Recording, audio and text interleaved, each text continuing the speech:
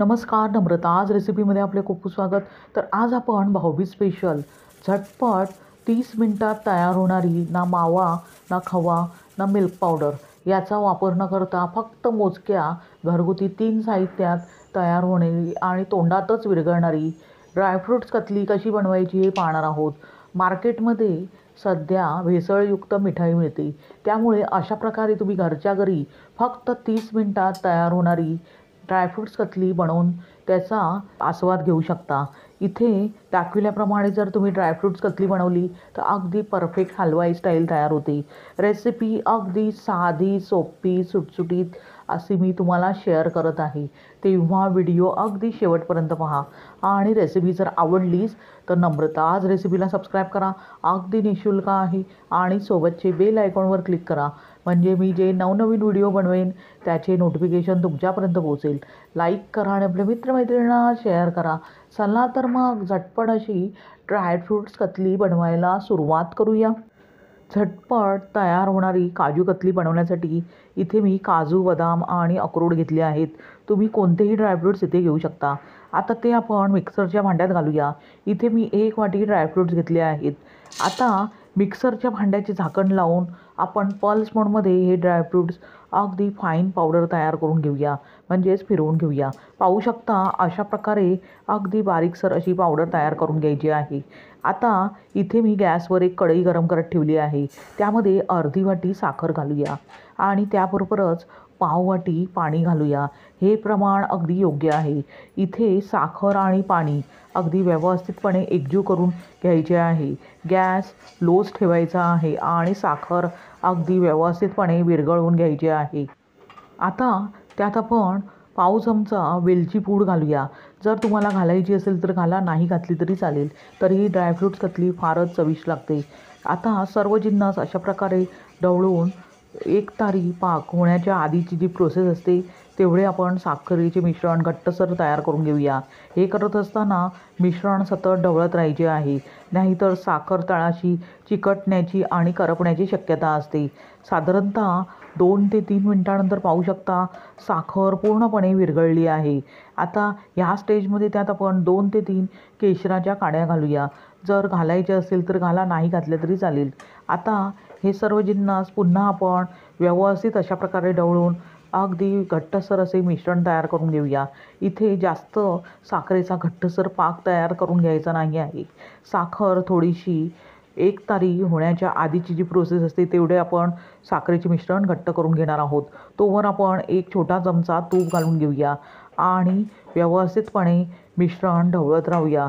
तूप घातल्यामुळे ही जी आपण काजू कतली बनवत आहोत ती अगदी खुसखुशीत आणि मऊसूत अशी तयार होते, म्हणून तूप इथे अवश्य वापरायचे आहे. साधारणतः 2 ते 3 मिनिटांनंतर पाहू शकता साखरेचा एकतारी पाक तयार झाला आहे. इतपतच आपल्याला साखर व्यवस्थितपणे शिजवून घ्यायची आहे. आता तर आपण ड्रायफ्रूट्स जी आपण भरड तयार करून घेतली होती ती त्यामध्ये घालूया आणि लगेचच गॅस बंद करून साखरेच्या पाकात व्यवस्थितपणे एकजीव करून घेऊया. हे करत असताना गॅस मंदच ठेवायचा आहे, नाहीतर मिश्रण तळाशी चिकटण्याची आणि करपण्याची शक्यता असते. त्यानंतर मिश्रणाला व्यवस्थितपणे बाइंडिंग यावी यासाठी इथे मी अर्धी वाटी डेसिकेटेड कोकोनट वापरत आहे. इथे मी मिल्क पावडरऐवजी डेसिकेटेड कोकोनट वापरत आहे. तरीही जी आपण ड्रायफ्रूट्स कतली बनवणार आहोत ती अगदी तोंडातच विरघळते. अशा प्रकारे गॅस बंद करूनच मिश्रण घट्टसर होईस्तोवर सतत ढवळत राहायचे आहे. त्यानंतर कतलीला रंग सुरेख यावा यासाठी इथे मी 2 थेंब रेड फूड कलर वापरत आहे. जर तुम्हाला फूड कलर घालायचा नसेल तर तुम्ही स्किप करू शकता. रंगाशिवायही ड्रायफ्रूट्स कतली फारच चविष्ट लागते. आता पुन्हा सर्व जिन्नस अशा प्रकारे सतत ढवळून घट्टसर गोळा होईस्तोवर अगदी सतत ढवळत राहूया. पाहू शकता मिश्रण घट्टसर होत आहे. अशा प्रकारे सतत ढवळत राहायचे आहे, म्हणजे हे जे मिश्रण आहे ते तळाशी चिकटणार नाही आणि करपणार नाही. गॅस मंदच आहे. साधारणतः 2 ते 3 मिनिटांनंतर पाहू शकता मिश्रण घट्टसर होत आहे.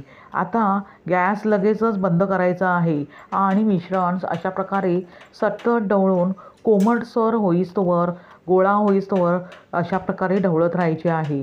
इथे गॅस बंद करायचे कारण म्हणजे जे मिश्रण आपण तयार करून घेतले आहे ते कडक होण्याची शक्यता असते, म्हणून गॅस बंद करूनच मिश्रण सतत ढवळून थोडेसे कोमट करून घ्यायचे आहे. पाहू शकता घट्टसर असा गोळा तयार झाला आहे. आता हे मिश्रण आपण प्लास्टिक पेपरवर ते काढून घेऊया. इथे मी प्लास्टिक पेपरला तूप लावून घेतले आहे.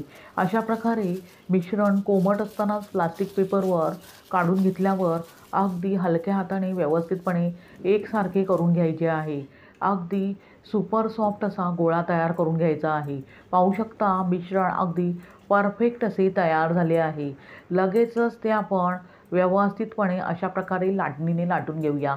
पाहू शकता किती परफेक्ट मिश्रण स्प्रेड होत आहे. आता त्यावर बारीक चिरलेले पिस्त्याचे काप घालूया. त्यामुळे ही जी आपण कतली बनवणार आहोत ती अगदी हलवाई स्टाईल आणि मार्केट स्टाईल तयार होते. आता आपण पिस्ते अशा प्रकारे स्प्रेड करून घेतल्यावर लाटण्याने व्यवस्थितपणे अशा प्रकारे दाबून लाटून घेऊया. म्हणजे जे आपण पिस्त्याचे काप त्यावर घातले आहेत ते निघणार नाहीत. आता हे मिश्रण कोमट आहे त्यामुळे मी थोडेसे साधारणतः 15 मिनटे अगदी व्यवस्थितपणे थंड करून घेणार आहे. साधारणतः 15 मिनटानंतर मिश्रण पूर्णपणे थंड करून घेतल्यावर लगेचच ते आपण कापून घेऊया. त्यासाठी इथे मी स्टीलची पट्टी घेतली आहे, म्हणजे एकसमान अगदी आकारावर कतल्या कापल्या जातील. अशा प्रकारे अगदी हलक्या हाताने मिश्रण व्यवस्थितपणे कापून घ्यायचे आहे. पाहू शकता मिश्रण अगदी व्यवस्थितपणे मी कापून घेतले आहे. एक मी तुम्हाला कतली कापून दाखवते आहे. पाहू शकता किती परफेक्ट कतली तयार झाली आहे. अशा प्रकारे सर्व कतल्या अगदी व्यवस्थितपणे काढून घेऊया.